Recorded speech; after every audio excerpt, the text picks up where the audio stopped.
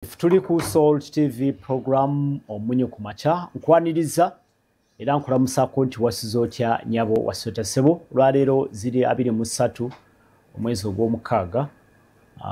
esaawa eno guba munyo kumacha tukulisaayo mu weekend omunyo kumacha kwogera ku bigenda maaso okusingira ddala ensonga ezikwata ku muntu waffe wa bulijjo njagala okuyozaayoza abo abatuuse ku kula ery'enjawulo abayita mu kusomozebwa namwe tubasaasira era tubasabira abafiiriddwa mwina tubasaasira bali ku mirimu gyammwe namwe tubaagaliza okukakalabya okulungi era mufune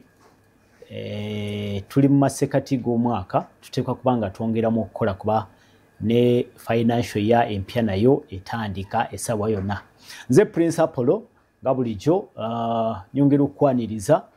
tujja kubanga tukuwa omukisa gy'obujjako mu maaso awo nga bulijjo oteese osindika obubaka ku mulamwa gwe tuze nagwo enkyaleero twegatiddwako ekitongole kya gavumenti ekya Ministry of Finance twogere ku nteekateeka nga bwe ziri mu gavumenti na butya bwekolagana n'omuntu oyo wa bulijjo basuubula batya osuubula otya ne gavumenti ate mu ngeri etakosa butonde bwansi n'abantu okutwaliza awamu bakiyise sustainable procurement tugenda kwongera okukitegeera kiki kitegeeza biki ebiri omwo munda naye kirungi nti negatiddwako mwami David Nyimbwa Kiyingi nsanyuse sebo kirungi nti goli wawaka nange nsanyuse nnyo basanga so babuuze kabala basolta abawuliza baffe mwenna mbalamusiza amannya gange David Kiyingi Nyimbwa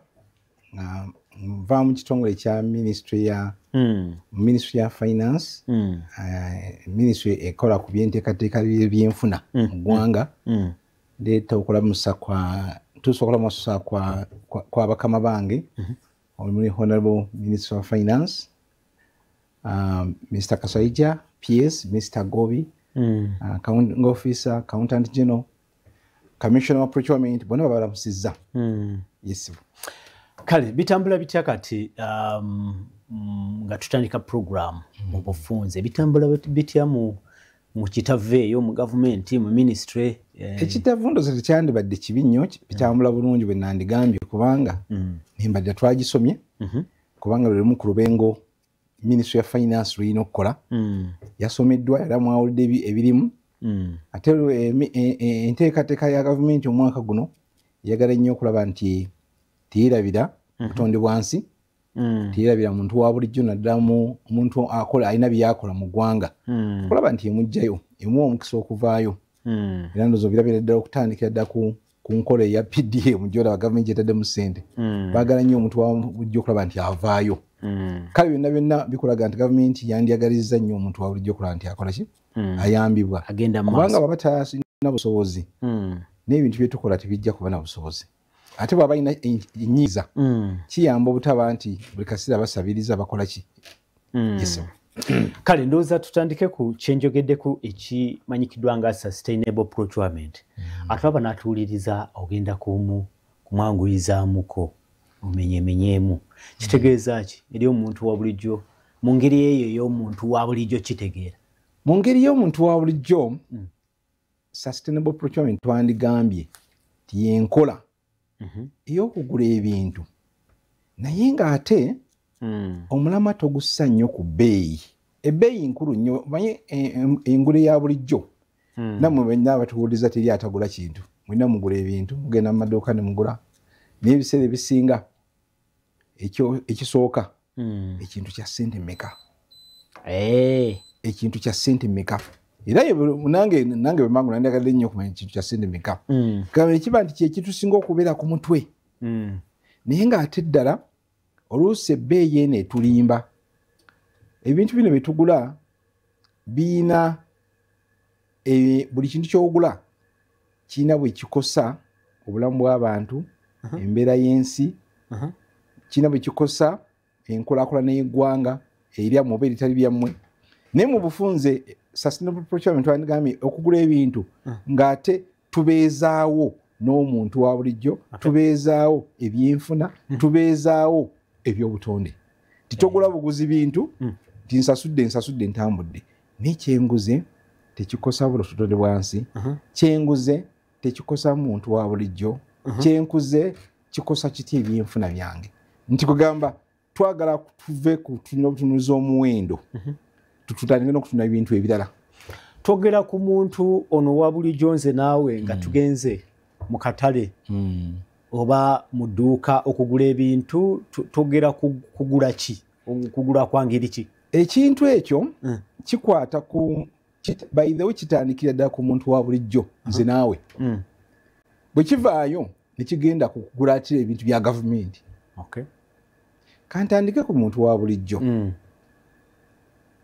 ebiseera njala nnyo kuwa ekyokulabirako ekyangu ennyo ku ngatto kandete ekyekulabirako ky'engatto otera okugula engatto naye bawala bange bannyinaze bagula nnyo engatto naye kimanyi nti abantu bangi bagula nnyo engatto oyinza okusanga engatto price erenjinga kuva ku mitwalo 15 paka ku mitwalo 5 okuva ku 10 bagenza abagagga 12 ezo abagagga si zaffe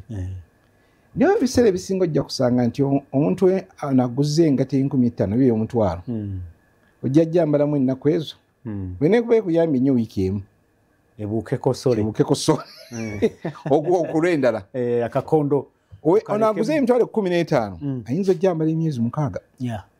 emyaka oba n'omwaka n'omwaka gwe kakati katwale engatto ndeete kyakulabirako kyengatto bw'ona ogula kandete nze kanegereze nako lumu namukwano gwange yasobola ngatto nangamba muguleko engatto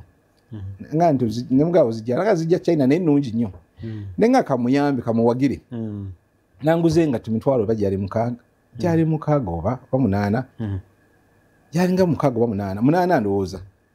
naye nga engatto eyo nagirabako awantu ngeri ku mitwalo nga 2 nemugamba negwe engatto eno si duplicate nanga nti kiyingi engatto nnungi engatto eyo najambalamu ennaku 2 olwokubiri neyirika kakati kuba akafaananyi singa nali nguze engatto olwokuba gyaliza sente ntono nga nguze engatto zipeya zange 5 sije emitwalo 4 engatto 5 emitwalo 4 neneewaana naye nga zonna zigenda kukolayo ennaku 2-3 kitegeeza ki mu mwezi engatto ezo akyo zijja kuba ziweddewo zonna ze engatto peya meka 5 nga yakutte emitwalo 4 nga yakutte emitwalo 3 nengula engatto empangaazi nenjambala emyezi 6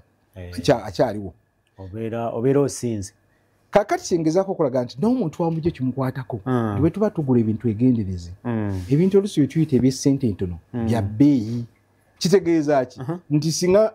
naguze peya 5 nga ngamba nti zigenda kumazako mu mwaka naye nezimala myezi 2 nga nspendize emitwalo 4 tulaba nti engatto eba ya bbeeyi ate ng'ogyeko ekyo matiri ekola engatto 5 payers ne 5 nyingi nnyo okusinga material ekola engatto emu eya quality kitegeeza ki nti bwe bubanga obadde butonde bwansi wano okozesa amalima mangi agente olina okutta ente nyingi okusinga engatto ey'ebbeeyi eya quality kitegeeza ki nti bwe tugula ebintu bye tuyita ebyesente ntono oluusi tuspendinga kingi ate ng'ogyeko ekyo tukosa kinene obutonde bw'ensi ekyobutonde bw'ensi awo kyeyingirira singa kibadde ndese gamba kubanga kyokola olina kyokozesa buli kitu kyona kyetukola tulina kyetukozesa buli lwenkendeeza byengula nkendeeza ku bwetaavu oba ku kwonoona singa mbadde nzimba nga nzimbisa miti buli lwenzimba ennyumba ennyingi netaaga emiti mingi egy'okusala buli lwenkendeeza emiti gino gyenzimbisa ne demand ekendeera kitegeeza ki n'okutema emiti eri kukendeera ndowooza okiraba nti omuntu olujjo kimukwatako okirabira bulungi nga ku musenyu kati abantu bwe batandise okuzimba ennyo eno ogenda okulaba nga mu Lwera eyo yonna onyambye nnyo olesa example nungi nnyo Olwera luweddewo omusenyu kale te mayinja nze njukira bwe natandika okuzimba ng'amayinja tugajja Busaabala hardcore ne bamumalayo ne beeyongerayo kati bamujja Busunjo bawa kubanga ebintu ebimu obikozesa biggwawo kituufu kakati kyetuva tugamba nti ebintu bino twegendereze nnyo kubanga buli kyetukola kirina kyekikosa azimba enenju ayinza obutalowooza nti akosa Lwera akosa kuba ye asanga guli awo tafaayo naye ebintu ebyo byetukozesa biggwawo bingi biggwawo kati tuba tugamba nti bwe tuba tugula ebintu mbadde nkyali ku muntu wa bulijjo nga nkulaga bwe tuyinza okukosaamu kati olwesi example nenyu yeeyo omusenyu naye oba okuzimba oba mu ekingo badde osirika abantu abamu tafaayo oba mutijuvudde afto gyegiri naye abantu bano abamu abatuguza emiti batema miti gya gavumenti ebibiri byaffe ne bimalawo batema bibira ebyo bakyakkiriza nebale nnyo gwe nogamba nze binkwatirako wa naye gye tukomye okutema ebibira gye tukomye okuzimba mu biswamps n'obudde ne weather n'obudde bw'ensi kyebudde bukyuka ebiseera biri ebyedda zisaawa zandibadde za musana naye kati mulaba enkuba ekyatonnya nedda sizoni lwali omusana gwali gwaka naye ate kati bwe gwaka nnyo okusinga bwe gwayakanga ate bw'enkuba bw'etonnya etonnya nnyo okusinga bwe yatonnyanga nti eyonoona nnyo lwaki kubanga tetufuddeeyo ku butonde bw'ensi wazimba tofaayo omuti bagugjeewa weyala kuzimba nnyumba yo oba omusenyu bagugjeewa tofaayo tebikwatako naye nga mu mazima tugamba tutandika okirowoozaako tutandika olwaki okirowoozaako kubanga gaza ne mu kintu ekirala ekyandibadde ekyangu nnyo ebintu bye tulya research yakolebwa munansonyiwa aba muyinza okuba ngamba kintu kyengenda okuba kiyinza okukosa abamu bawuliriza naye si kyange kyali mu mawulire aba KCC aba public health bakola research ku mmere eddala gye batunda akawungeezi buli town kati omuntu batunda obutegedde obwo chips obwo n'enkoko emmere eno ey'okukuba eyo abantu bangi bakozesa butto naye nga si ye butto butto naye siki nga si butto transformer oil bafuna mafuta aga transformer ebintu bitategerekeka ne babiguza abantu kati gwagula omuntu wa bulijjo oyagala emmere ya bbeeyi ntono nojja ogula ekintu kino nolowooza nti okoze eki nze nseevinze ndidde bulungi naye obulamu ng'ate obukendeeza kubanga byolidde tobimanyi mu myaka gigenda okuwera myaka 3 ng'ofutandika kufuna diabetes ofuna ulcers bw'ofunye kansa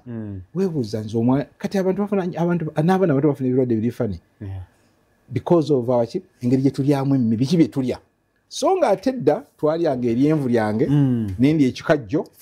n'endya ffene kati twabiyitanga byaki byabatalina ssente niyo kimanyi nti byebiwa obulamu byebiwa obulamu munnange kakati nolaba nti olwaleero omulwadde baabeera eri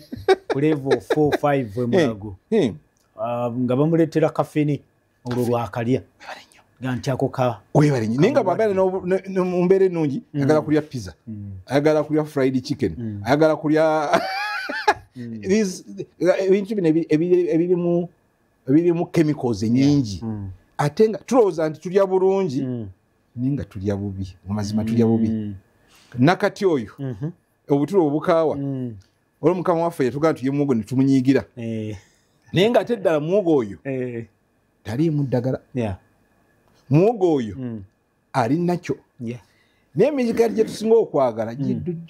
gijjudde chemicals emigaati eŋŋaano eyo eyina singa bagikubuulira obubi bwayo naye nga byetwagala tulowooza nti tulina ssente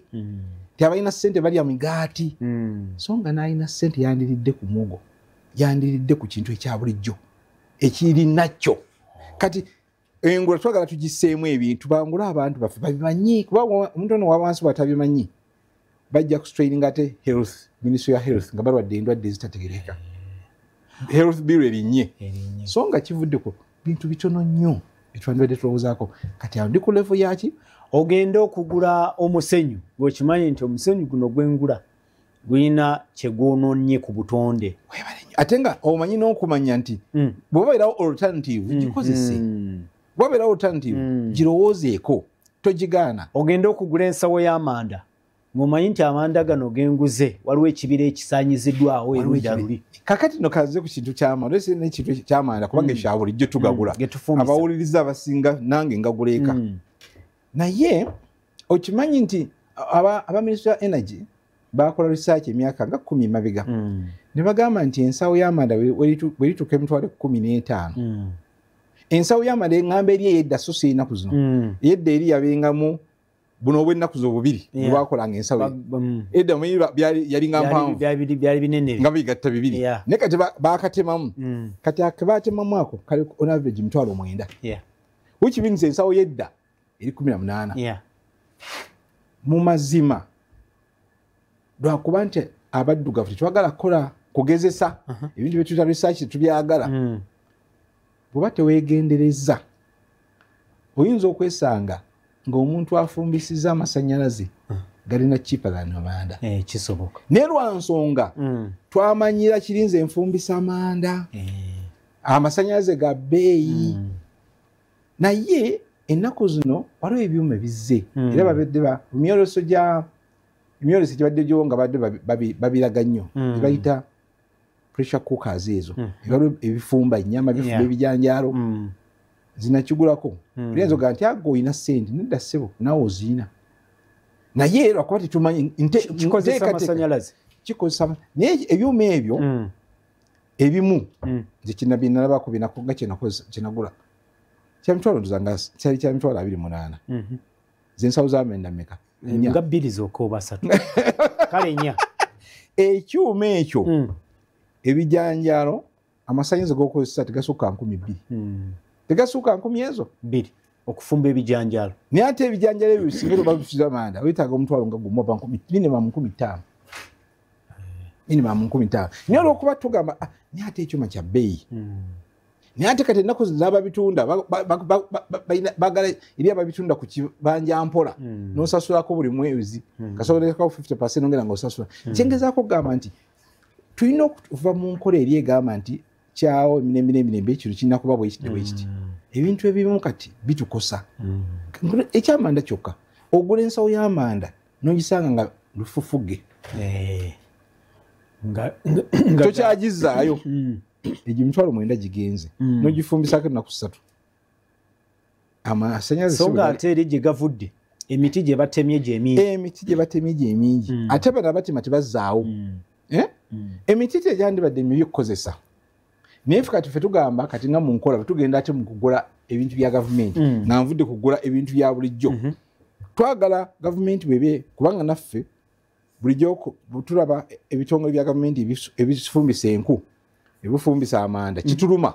twagala tulabe nti ebitongole bya gavumenti ebitongole byaki nga prisons defense amasomero bakozesa nnyo twagala bakozese ku gas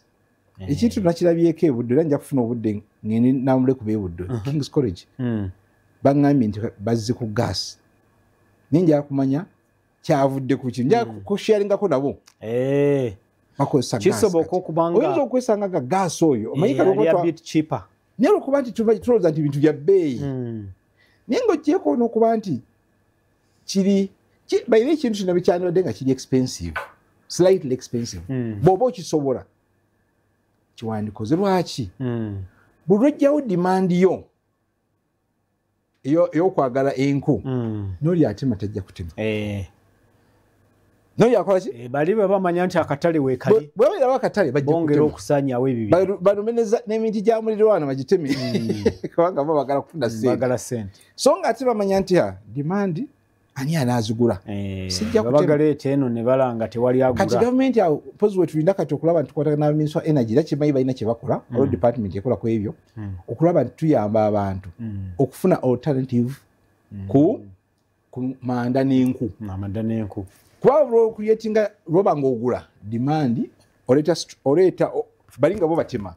ng'oyo n'okunno obutonde bw'ensi so ebintu bino sustainable procurement kyeriko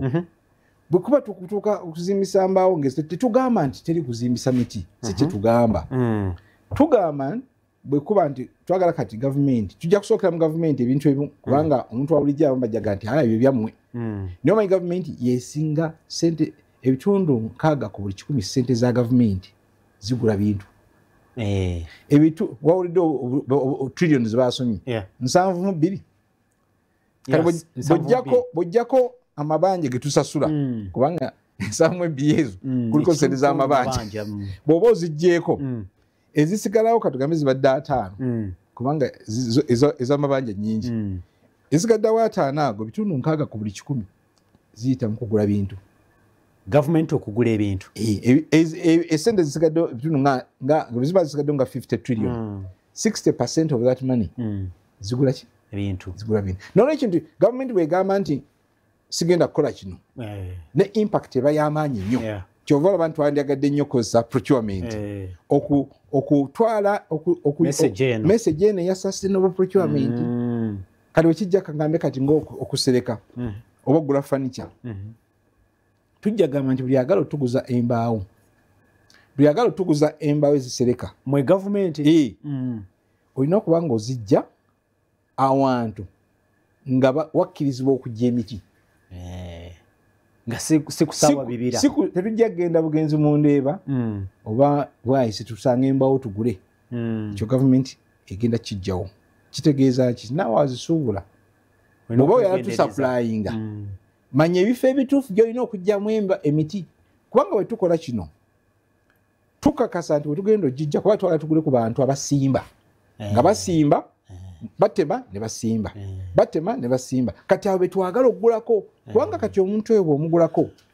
ajja kufuna motivation esimba ekibira ekirala so wengenda nengula kwona wa bulijjo atafaayo ye agenda kusaba busaawa emiti najje n'atunda ajja kumalawo ebibira amalawo ebibira kati gye bujja gavumenti okugula ebintu bino ebya furniture olina tubuulira embaawo zijjawa kubanga tumanyi nti mu Uganda mulimu ebifo waliwo ekibiina ekiyamba ekigatta abalimi b'emiti era kati kyetukolagana nakyo twagala kituyambe kitubuulira ani abalimi emiti tubuulire abali mu furniture nti muge emiti gyabwe twagala mugigule ewagundi kijja kutuyamba nnyo okuzzaawo n'emiti ebibira ebyatemwa kuba abantu banamanya nti gavumenti kati eyagala kugula kuba n'abasimba emiti buli omu jagenda agisimbe nga balabye emmwanyi batandise ozigendamu bategedde ziriko ssente buli omu asimba emmwanyi kanaffe tugamba nti bwaba furniture bwekuba kusereka twagala tugule ku bantu abasimba emiti kubanga bo tumanyi nti bwatema azzaawo bwatema azzaawo furniture kiresenga kyakulabirako waliwo ebirala bingi gavumenti byegenda okutandika okulowoozaako okutunulamu ng'egenda okugula bingi nnyo ndeseeko kyakulabirako kimu kyokka kubanga ekintu kino kye bayita sustainability okubeezaawo kibiridde ku mpagi nnya zogereko empagi esooka eya environment obutonde bw'ensi empagi eyokubiri yeyawa omuntu wa bulijjo social ajjamu atya nti twandyagadde bwe tuba nga tugenda tuwa omuntu omulimu kandete ekyokulabirako ekyaba contractors abakozi abazimbi abakola enguudo abazimba ebizimbe edda bwe tugamba nti tunoonya ani atuwa ku ssente ntono netafaawo okutuna bintu birala byonna twawanga abantu emirimu naye nga ye Apollo agenda mumuwa emitwalo 10 omwezi ng'akola essaawa 12 nze kiyingi nengamba nti omuntu alina kufuna mitwalo 3 ate akola essaawa 8 olaba nti bwe tugenda mu lowest bidder nze mbawa bbeeyi mba nseera ne bawa Apollo naye nga Apollo agenda kuwa omukozi mitwalo 10 ate ng'amugamba okola essaawa 12 kati bwe newenyumiriza naguze contractor agenda kufunyiwa ssente ntono naye wa ssente ntono abonyabonya abantu munnayuganda agenda kutuluka bwe neweewaana nti naguze contractor wange wa ssente ntono naye ng'ate obonereza munnayuganda yabonaabona kati tugamba nti tujja kufuna ne omuntu wa bulijjo omulabirira otya ogenda mulabirira otya nga namba kugamba nti gwosinze omuntu omusasula otya omuntu oyo omwa ebyobujjanjabi agenda bifuna omuntu oyo na protective gears ebikozesebwa so sigenda musanga nga ali ku street ayambadde engato za bulijjo nigina ali ku kizimbe ali mu nigina aweereza ku kizimbe akutte kaveera kasituliddemu seminti Seminti ayo kyoli okumuwa contract ajja kolayo mwezi gumu byonna mugenda kutandika bitunulamu nga temunaba kumuwa contract. Yes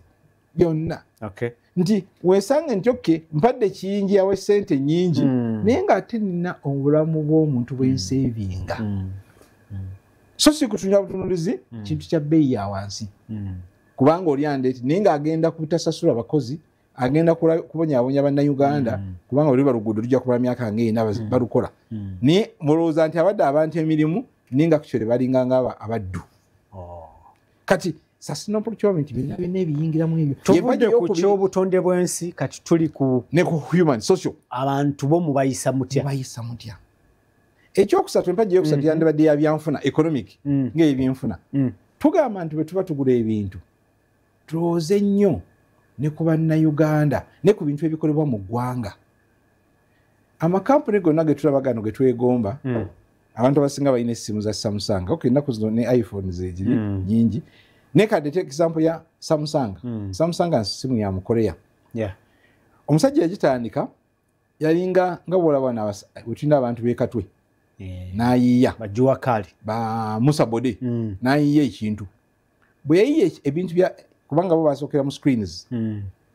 Samsung yasookera mukola screens era mu nsi yonna abantu abasinga kampuni ezisinga screens abakola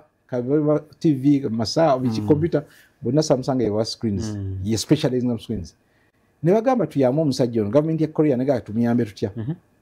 Ne bagamba buli muntu yenna kitundu kya government ekyagala okugula ekintu kikwatagana ne screen mukigule waani wa Samsung. Mu myaka 10 Samsung yayitimuka nefuuka yansi yonna era kati buli omu agimanyi ne bagita. Kati naffe tugamba nti bw'abaawo munnayuganda alina ekintu kyakoze tumuyambe. Ebiseera biri nja kwewe tunako emyaka nga 2 emabega 3 bannayuganda bangi makampuni mangi agaagwa nga tebagayamba tugaba gavumenti gayambye mwalimu basembuule mwalimu ba WBS yajukira WBS zaaliwo zaagwa nga amabanja gazikoki nga ne gavumenti ziyambye nga bagamba ozo gavumenti waliwo ebintu bitamanyi oluse byaliwo baziyambako naye osanga tebaziyamba kimala ne kakati mu reforms zino zitukoze tugamba nti omuntu munnayuganda alina kyakola tumuyambe nga gavumenti nga tuyita kyemukwatizaako. Ate ekintu kino kyatandikibwa ba Ministry of Trade baayitawo policy gye bayita Buy Uganda Build Uganda. Kati ffe mu procurement olwokuba ffe tuvunanyizibwa kugula ebintu ne tugamba tuteekewo ekintu kye bayita reservation schemes. Reservation kitegeeza ki? Tubaeko n'ebintu bye tusawa bbali nga byabanayo nga government bwe tukogula bwaba nga babikolera wano nga omutindo omulungi bitulina okugula. Era bwe twogera kati mulimu ebintu bye tuyita eddagala National Medical Stores eddagala bwe likolebwa wano ng'omutindo gutuukana n'ogwe baagala gwegwo. Ene National Medical Stores tegenda bweru erigula wano. Emitayimbwa tugamba nti omutayimbwa bwe guba nga gutuukana kuba tetujja kugula kiri substandard. Reservation gye tuteekawo si gula buli kintu olina okukikola nga kituukana n'omutindo UNBS gwetaddewo. Bwe tukituukalagana tetukigula nga gavumenti. Bwe kiba kitugala tugamba kikakata ku kitongole kya gavumenti ogula ki ekintu ekyo. Recently ng'ogyeko tulina textile. Abantu bakayana nnyo ku ngoye lwaki uniform China zibaawa kati uniform za police ez'amagye bazikola wano. Ebyo byonna byaki reservation eyo na sustainability tuyambe ebyenfuna bye kubanga olwogula ekintu kyokoze wano oba oyamba oba otaddewo omulimu naawe owa omwana wayinza okukolayo n'owa muganda ne wa neighbor oba oleesa omusolo. Ebitongole bino bivaamu ssente ziyimirizaawo eggwanga. Bwe kiba tekitunda singa otulina nja kusala amagezi nnaku olumu ne bankomawo nsabe ku URA empeeko ku listi y'abasajja bano benjogerako emisolo gyabwe gikyuse gitya okuba lwe twatandika roofings roofings manyi nti ya benefits efunyemu nnyo mu kintu kino tutunire nti cables olaba ne cables waya z'amasannyalaze tugamba tuzigule mu Uganda. Abantu abamu bagenda bagamba nti ebintu bya Uganda nti omutindo mubi. Kituufu waliwo omutindo awali omubi naye ate waliwo n'ebirungi. Waliwo ebirungi kituufu. sijja kwogera ku kampuni yonna nenja kuwa ekyokulabirako kya cables abatuuliza bwenna mugende mubuulize ku bantu atunda ebintu by'amasannyalaze mubabuuze olinga ddala ng'ali genuine nga si tayagala kutunda butunzi omubuuze cable bwe mbaja ennyumba yange nandikozesa cable yaawa era yaani bw'oli ddala nga bw'aba ng'ali genuine ajja kugamba cable nga kampuni ya Uganda nga ya Uganda era kampuni ye sijja jjogera kuba yinza okugandiza ndi kitunzi naye njagala oli akole research kampuni ye ya Uganda cable ya waya yayo ya beyimu yenso lwaki ya beyi kubanga ya quality esinga zino zibagamba nti ziva simanyi UK amanyi basaako UK ninga bazikolera China basaako made in Italy ninga bazikolera China neeno ya bannayuganda simanyi ndudde okuzimbako naye nazimbirako nazikozesaako nange tesobola gikozesa ekizimbe kyo nekijja sijja jjogera linnya naye mwekole research ya beyimuuko naye tekyekusavinga kinene kubanga onoogula cable ey'essente entono ekizimbe kyo nekyaka sente beka zofirwa obeera oviiriddemu awo yenkola ya gavumenti okukwasizaako amakampani agamu nga gaawano gaddukanyizibwa bannansi webale nnyo yenkola kati ffe mu ministry of finance olwokuba nti yevunaanyizibwa kugula ebintu kati ffe tujjamu mu ango yaggula bintu katola ministry ya trade yassaawo policy okuyamba bannamakolero naye ate policy ogisa mu nkola tesobola gikusaamu yokka kuba ekaye ejja kwogera bwogezi egambe apollo naye ffe tuvunaanyizibwa ku kugamba nti kitongole ministry ya works ministry ya education bw'oba ogola kino gula kya munnayuganda ffe tukola etteeka ly'okugula bintu kati ffe tukikola kino tuyamba ate ministry ya trade ate netuyamba ne economy omuntu omusolo ate ebintu bino byenjogerako si ffe twabitandika bayibe wadde ffe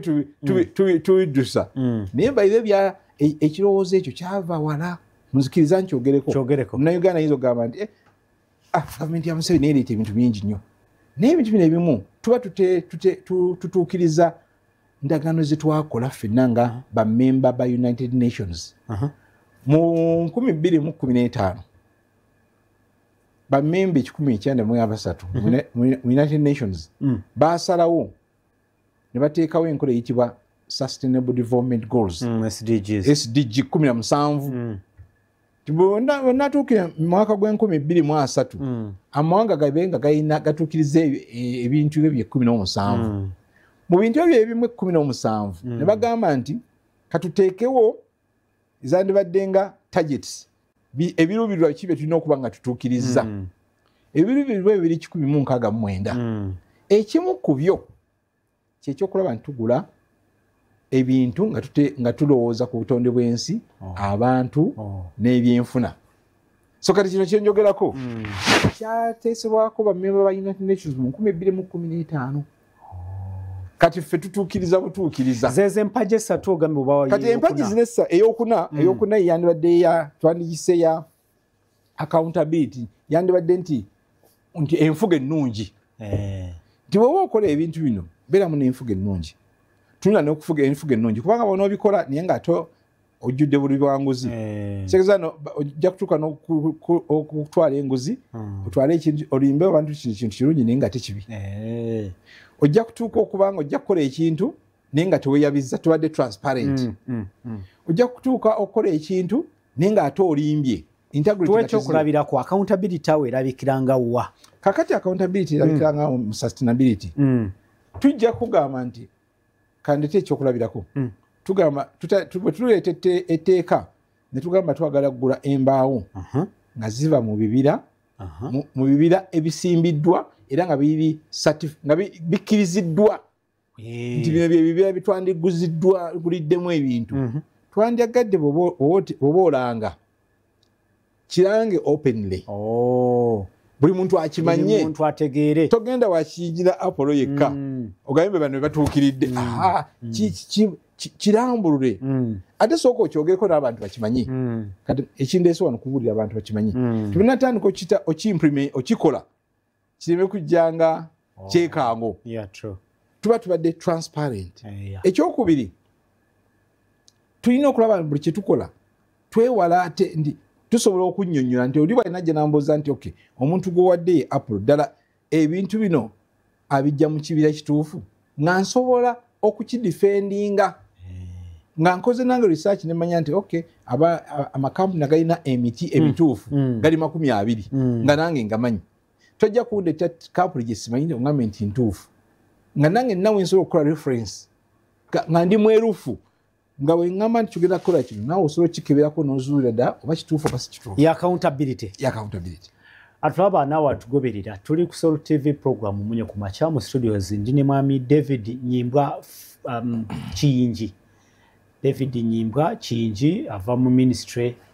ya finance planning and economic development kitongole kya government ekikwasaganya ebyenfuna n'okukulaakulana kw'ensi mu mbeera eyo atubulira ku nteekateeka eya gavumenti bwegenderera okulaba nga byonna ebikolebwa bibeera byesigamiziddwa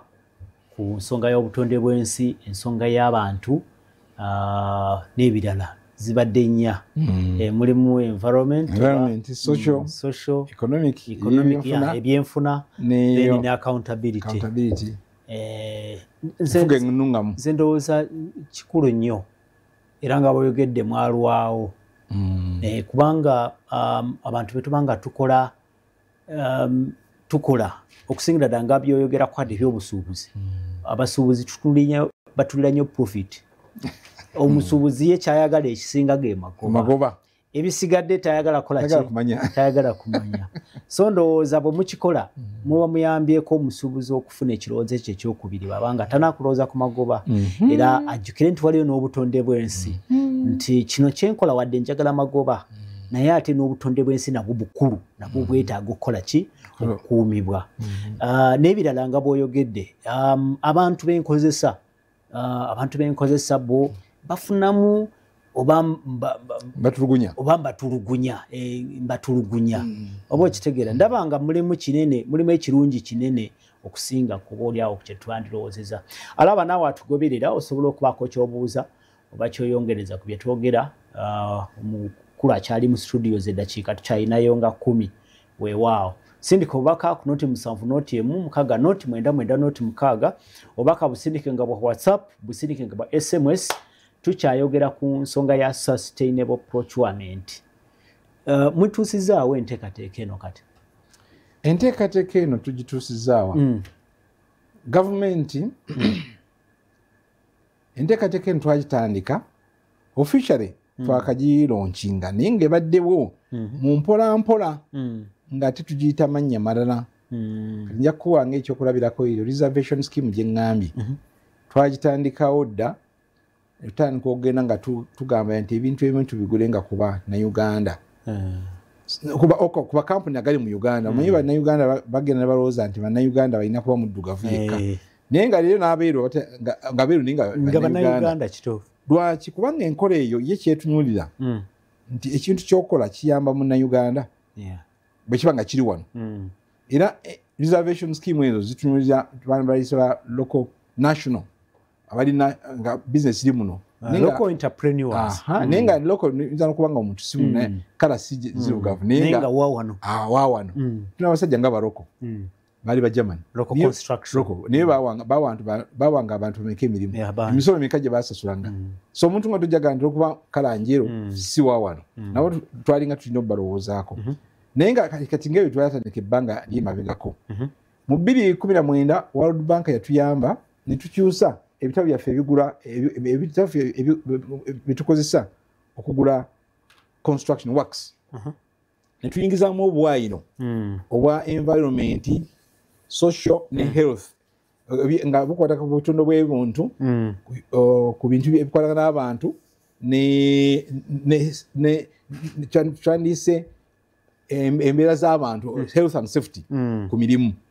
babingizamu 2019 naye babikolera bo baali n'ekigendera kyabwe si kyekyaffe ekigendera kyabwe baali bagala ebitabo byaffe bifaanagane n'ebyabwe naye mu kikola baali mu mazima baleeta sustainability naye tekyavaayo awo era abantu badde babikola nga batugamba lwaki mwateekamu bino nga bo balowooza nti twabissaamu kumala gabissaamu naye twalina ekigendererwa kati mu 2021 ne tukyusa etteeka lya PPDA etteeka erikola kugula ebintu ne tuteekamu akawaayiro akali straightforward akagamba nti buli kintu kyonna ekigulibwa gavumenti etandika okulowooza ku sustainability yaakyo era akawaayiro kali mu section 66 kati wetwogerera buli kitongole kya gavumenti kikikatakatako okulaba nti bwe kiba kigula ebintu tekitunula muwendo gwokka kitunula n'ebintu ebyo social economic ne accountability naye olwokuba nti enkyukakyuka mpya twagala tugenda empolampola step by step tugenda tulinnya twagala kukikubawo ku bantu mulundi gumu bajaga nti bye muleese bino kubanga tumanyi nti abantu baffe abamu tebanakutegeera enkola eno bwefaanana ekyokubiri naffe tumanyi nti akatale ebintu ebimu byetwandyagadde tebiriimu biyinza okuba tebiriimu waliwo ebintu ebimu byetumanyi nti bo bali ready basobola kati nja kukuwa ekyokulabirako kati nga ab'empapula paper industry twakizuula nnyo empapula twakizuula nti omanyi empapula ziva mu miti batema miti twakizuula nti olwokuba nti abakola empapula mu nsi yonna pressure yali y'amaanyi bagamba nti abaayi mumalawo emiti mulekerawo okukozesa ki okumala gatematema miti mutemenga musiiba kati ne bakkiriziganya ku international level nti naye tusobola okutandika n'okuŋŋanya empapula zino zibasuula ne tuzizaayo ne tuzirecyclinga ne tuzikomyawo kakati bo ku international level era kati amakampuni gonna gakola empapula kizibu nnyo okusanga factory ng'ekozesa miti gyokka ekisooka gyafuuka gya bbeeyi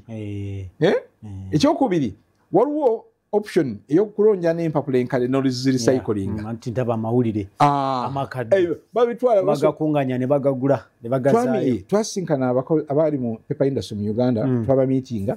nange nali sikimanyi ne batugamba bayire tukunganya empapula enkadde era tuzigula ne tuzizaayo ne tuzirecyclinga kati twakizuula nti bwe tugamba nti gavumenti eddayo okugula olupapula oluva mu muti pure oba osindisa asitami kubanga ne mukatale tetukyaliyo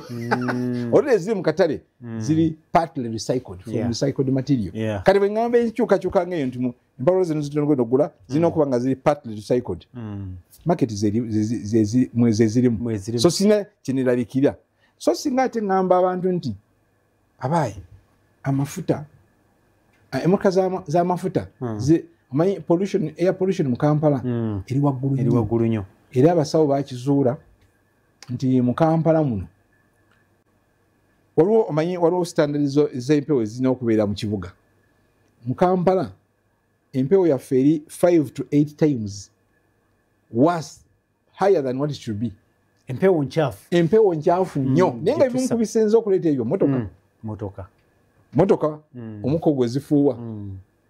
singa nkeera enkya ngamba nti gavumenti eddayo okugula emmotoka enywa amafuta n'azifuna nja kufunako ezimu n'esi zonna kuba nja kwenyumiza mu kayola bus zetukola Uganda kati zetukola kiira motors zekola ez'amasanyalaze naye bameka banaasobola zigula batono nnyo so mu bufunze mulinako mutuuse setulina we tutuuse kati nkirimane kulaga ku byamateeka nti amateeka tugakyusizza kati teeka lwakuba nti tetubadde tunaba kutandika kunyigiriza kuba yensonga lwaki tudda ku radio tubuulire abantu bakitegeere amateeka gano gagenda okujja weegali tutandika okugakwasa twakitandika dda naye twalwawo twakitandika nadde twakitandika naye tubadde tunatuuka naye omuntu wa bulijjo ngenda kusoma obubaka bwammwe abatulaba nabatuwuliriza mu dakiika zino eddako ebbiri kuba nsigaza eddakiika ntono nnyo naye nsigaza eddakiika nga mukaaga zokka kanyongeremu kamukoka kongereko nti ki kye twakozeewo kati tugezaako okutegeeza abantu sensitization yensonga lwaki ndi wano tubategeeza ki kye tukola twalateekawo ne unit eri kati gyetwandise secretariat sustainable procurement secretariat gyenkulira kati omulimu gwayo kuba nti buli muntu naye ayagala okumanya ebintu bikwata ku sustainable procurement alina waalaga tuli wansi wa department ya procurement wansi wa accountant general office nti waliwo kati ekitongole kyenkulira gwe kyekka bye ntunulidde situna birala byonna tunulidde kino kyokka kyokka ate tutandise n'okugenda nga tubuulira tumiitinga amakampuni tubayita ne tubasomesa tubayita this week twabadde n'aba plastics abakola plastic twabayise kubanga plastics one of the major challenge ekimu ku bisinga okutawaanya ensi naye twabayise ne tufunamu ne tumanya ebizibu byabwe ne tumanya ne tunakola nabo mu dakiika endala emu ngenda kwongera dakiika emu oba bbiri abamu abatulaba n'abatuuliriza bawulire ebintu bino babiwulira nga ebirinnyo eyo waggulu ebiwala ebiri wala ennyo nandisabye omutegeeze mu ngeri enyangu nti kimukwatako butereevu simanyi ebintu bino abatuuliriza bannange saagala mubitwale nti era nange sibajja banenya kubanga era we natandika mu bakama bange benyi natandika okutunda ekintu kino bambuuza abana bagamba naye ggwe kiyingi bino ebintu byotugamba si byabazungu ebintu byolese si byabaamerika nabengereza naye mbagamba naye ebintu byeringa ebyolubalaato niye ate mazima bitukwatako nkuleetedde ekyokulabirako ekyokutema emiti nga tumala gatema ekyaliwo ekatonga bulijjo bwe yagenda abantu abamu tebanyulwa kyaliwo kubanga ebitundu ebiriranye eyo batemye emiti bagimazeewo kati emiti egyo gyakwatanga amazzi ago ne gatajja buzi kati bagimazeewo kati enkuba bw'etonnya eyina obulabe bw'amaanyi bw'ekola ebintu bye tukola bikosa obutonde bw'ensi naye nga tulowooza tebitukwatako enkuba kati bw'etonnya mu Kampala osanga amataba gavumenti etadde yeewoze ssente muwava mu World Bank billion projects amakubo ge bakolago zenneewole zisinga naye tukola amakubo enkuba olutonya nosanga onagajjudde obucupa bwa plastic naye ggwe nange ffe tukwata obucupa n'okanywa n'okasuula wali naye enkeera bwe kagenda mu mwala kazireeta flooding kazibikira emyala kakati ndozawo omuntu wabulijjo bajjiramu nti bwamanya ebintu bino banne ebintu bino bitukola ate ffe twekosa yeso kyekijja okuyambako obaolyawo okwongera okunyikiza enteekateeka eno omuntu owa wansi ng'ayongedde okitegeera Salongo Dumba Richard ali Kasese Bwera ku booda agamba nti ssebo tusanyukidde nnyo ekirowoozo ekyokukulaakulanya tekinologiya mu Uganda naye abayiiya nga basobola okukola bomu n'amasasi bo babakwata bukwasi tetuyambe Israeli ne Iran sikitegedde message nzoza ali kugunda innovation yabamu abakola innovation babakwata kyagamba ndowooza n'omwana okola kikwataganya nekino kyetwogerako oba sitegedde oba tategedde kyetwogerako naye ndowooza yalowooza innovation by the government eganangako innovation naye innovation oba ogikola gikole mu mateeka kituufu tulina ne unit number ministry number ya science and technology eri under president's office oba naye nga omulimu gwayo kuyamba bayiiya ne bwoba okola bomu n'ogendayo nti nze nja kukola bomu bajja kutwala olunyi mu defense bakuyambe kubanga bo bayamba si musango kasitolo ngo kikoze ono hakimu mu biro agamba tumabale nnyo okuweereza twebaza nnyo mwami Kiyingi okulambula bw'atyo naffe twesunze okukolagana ne gavumenti mu ngeri ey'okusuubulagana mu ngeri etakosa butonde kuba naffe obutonde butukosa butereevu tweyanzanye tweyanzeege bwana Mubiru erudde eyo mutuuseewa kuyambako abantu okutegeera ebyokugula n'okutunda ne gavumenti ekyo tunakiyingiramu kubanga ndaba nsigaze eddakiika n'ekitundu yokka kyenja okugamba bugambe nti ekintu ekyo kati okubeera kwa fono yemu ku nkola gye tukola tugezaako okubuulira abantu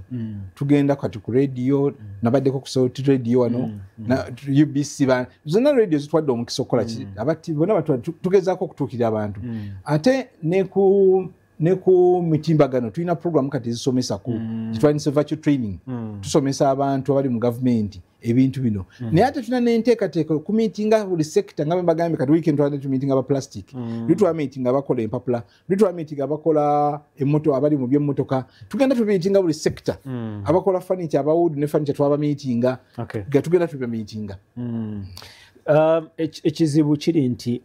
akadde kokaganye kubanga nsigaze eddakiika n'emu tewera. Nja kusaba Mwami Kiyingi bw'oba olina contact gy'osobola okubawa bw'obanga balina kibabuuza kibabuuza nja kubawa essimu yange kijja kunyambako gibawe 0772 433 kiddemu Mwami Kiyingi. Essimu eriku 0772 433 230 eri WhatsApp. Nti kiba kirungi nnyo oyinza ogikuba nolaba mbeera nnyo mu meeting naye ogikozesa mpeeza WhatsApp nja kukuddamu. Producer yaffe ndowooza essimu ogigyeyo kubanga tebalowooza eyo ono gye twagala basindikeko obubaka oba abaagala okubuuza abagala okubuuza 0772 433 230 eri ku WhatsApp. Ndi badde nja kusaba n'omukisa nkome wano twongereze tujja kwongerezaako tutakuddeko butakuze. Ekigambo ekisembayo Bwana Kiyingi bw'obanga tulina kye tuleseeyo byo bingi betuleseeyo naye balala bakuba esimu ate bakuba eno eyange. Nsaba nti bwe kiba gye kiri kyogere tuve ku mpewo. Bingi nnyo betuleseeyo naye nzikiriza neebaze abakolera TV station eno kimwebale tuwa omukisa guno okubanga tukola kiri twogerako ne bannayuganda. Manyi mbebaza kubanga yemu ku TV ne radio ebiri mu bitundu ebingi mu ggwanga muno mwebale omulimu guno gwe mukola. Mbebaza nnyo mwabe si omutesitesi nkwebaza okunkyaza mbakakasa nti nja kufuna omukisa nkomewo twongerezeeko wano kubanga kitukoze tutakuddeko butakuzi awo tujja okutandikirawo wennyini. Agangeze Prince Apollo nebaza Mwami Kiyingi David okuva wali ku secretariat eya sustainable procurement wansi wa ministry eya finance planning and economic development. Kambagaliza omukisa gwa Mukama bwenva mu ntebe aba sports ate be bagenda okujja bakubulire enteekateeka ya Premier League egenda kuba etya ng'eggulawo n'ebirala bwe bityo. Production team, thank you. Musibe bulungi Mukama wakuume mweraba.